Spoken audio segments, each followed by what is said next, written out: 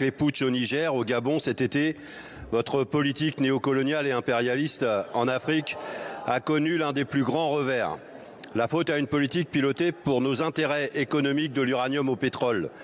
De même, ce même fait colonial qui est dénoncé dans nos outre-mer, qui vivent la persistance de cette mentalité dans des territoires exploités uniquement pour leurs ressources naturelles sans égard pour la souffrance des populations, au risque d'une explosion sociale que vous ne saurez pas voir venir.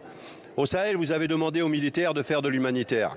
Aux humanitaires, vous leur avez demandé de faire de la politique. Aux diplomates, vous leur avez demandé de n'être que la caisse de résonance de l'Élysée et donc des multinationales françaises. Et quand vous prétendez défendre la démocratie, les peuples vous répondent en dénonçant et en rejetant les tricheurs. Il n'y a pas de sentiment anti-français.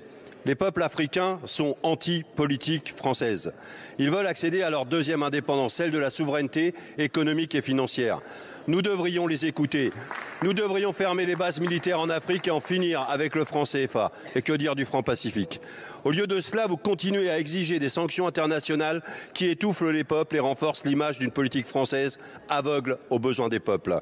Vous avez même exigé la fin de la coopération culturelle avec tous les artistes maliens, burkinabés et nigériens et bloqué l'obtention des visas pour les étudiants ressortissants de ces États.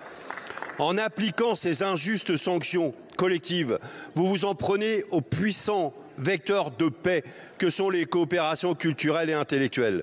Madame Colonna et Monsieur Vigier, quand l'arrogance néocoloniale va-t-elle quitter nos politiques publiques? Je vous remercie. La parole est à Madame Catherine Colonna, ministre de l'Europe et des Affaires étrangères. Merci Madame la Présidente. Monsieur le député Lecoq, il m'arrive d'être d'accord avec vous. J'espère que personne ne s'en offusque. Mais là, je ne saurais l'être tant vos propos dépassent la réalité. Au Gabon comme au Niger, notre politique est guidée par les deux principes qui nous gouvernent toujours. 1. Nous condamnons tous les coups d'État. 2. Nous soutenons les organisations régionales, au Niger la CEDEAO, au Gabon les pays d'Afrique centrale. Voilà la réalité. Et je voudrais aussi vous rappeler que l'Afrique ne se réduit pas au Sahel. Il y a quelques juntes qui remettent en cause la France pour masquer leurs propres échecs. Ne faites pas comme eux, monsieur le député, je vous en prie. Bien au contraire, les relations entre la France et la plupart des 54 pays africains se portent bien, se portent même très bien. En 15 ans, le volume de nos investissements a doublé, c'est un fait. Nos universités sont attractives, elles accueillent aujourd'hui 92 000 étudiants africains, soit 40% de plus qu'en 2017, c'est un fait. Nous avons augmenté notre aide au développement de 50% en 6 ans, c'est un fait. Partout sur le continent, nous menons des coopérations avec les scientifiques, les jeunesses, les sportifs, les artistes, monsieur le député. Et à propos des artistes, permettez-moi de dire que les mesures que vous évoquez n'ont jamais ni été prises, ni même n'ont été demandées.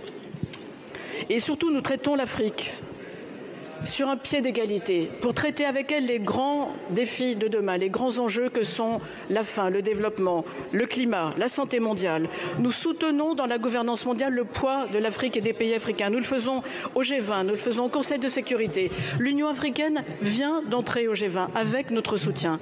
Voilà la réalité, monsieur le député, et voilà ce que nous faisons avec nos partenaires africains. Je vous remercie. Je vous remercie, Madame la Ministre. Monsieur Lecoq. Merci Madame la Présidente, Madame la Ministre. Entendez ce que disent les peuples africains. Entendez-les. Évidemment, ce n'est pas toute l'Afrique.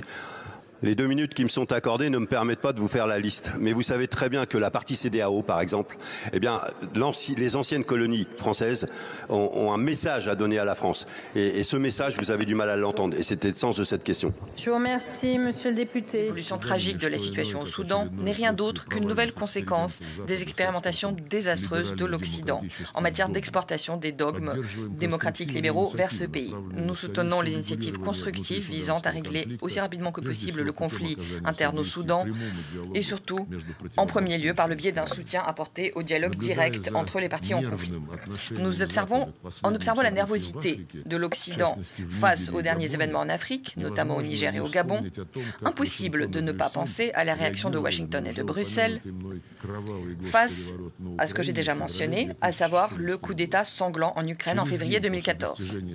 Au lendemain de l'accord sur le règlement de la situation, avec des garanties de l'Union européenne, Accord qui a été simplement foulé aux pieds par l'opposition. Les États-Unis et leurs alliés ont soutenu ce coup d'État-là, le saluant comme une manifestation de la démocratie. Le président Macron, prenant récemment la parole devant ses ambassadeurs à l'étranger, s'est dit sincèrement préoccupé par l'élargissement du groupe BRICS, ce qui témoignait, selon lui, d'une situation sans cesse plus complexe sur la scène internationale.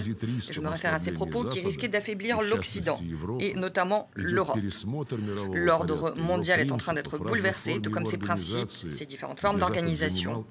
Organisation où l'Occident occupait et occupe toujours une position dominante. Fin de la référence à son propos. Que de révélations.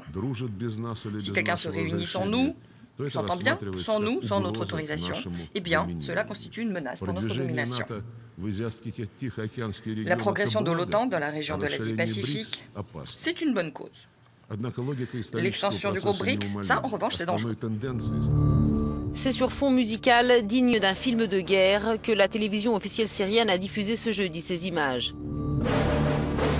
Des armes prises par l'armée syrienne aux rebelles et des armes montrées en masse le jour où la France et la Grande-Bretagne ont annoncé leur volonté de convaincre les Européens de lever l'embargo sur les armes à destination de l'opposition syrienne.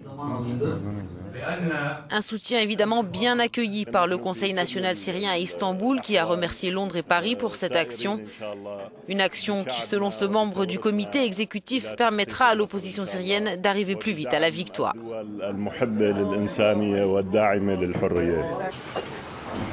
Pendant ce temps, les combats se sont intensifiés depuis 2 jours dans la région d'Alep, dans le nord de la Syrie. Les insurgés et les forces gouvernementales continuent de se disputer le contrôle de l'aéroport international et de bases militaires voisines.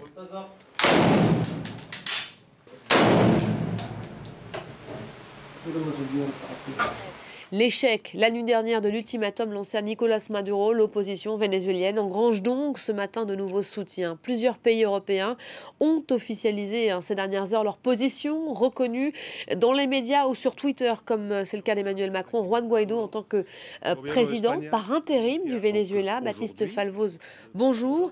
Qui sont exactement ces pays qui ont publiquement apporté leur soutien déjà à Juan Guaidó? Alors ce qu'il faut noter déjà, c'est qu'on aurait pu s'attendre à une déclaration commune de la part de ces pays, et pour l'instant on a des pays qui égrènent au compte-gouttes effectivement leur soutien à Juan Guaidó. Alors ces pays sont, à l'heure où je vous parle, la Suède, l'Espagne, le Royaume-Uni, le Danemark, la France. Même si la déclaration française qui a eu lieu d'abord ce matin par l'intermédiaire du ministre des Affaires étrangères, Jean-Yves Le Drian, était un peu alambiquée. Je vous propose d'ailleurs de l'écouter.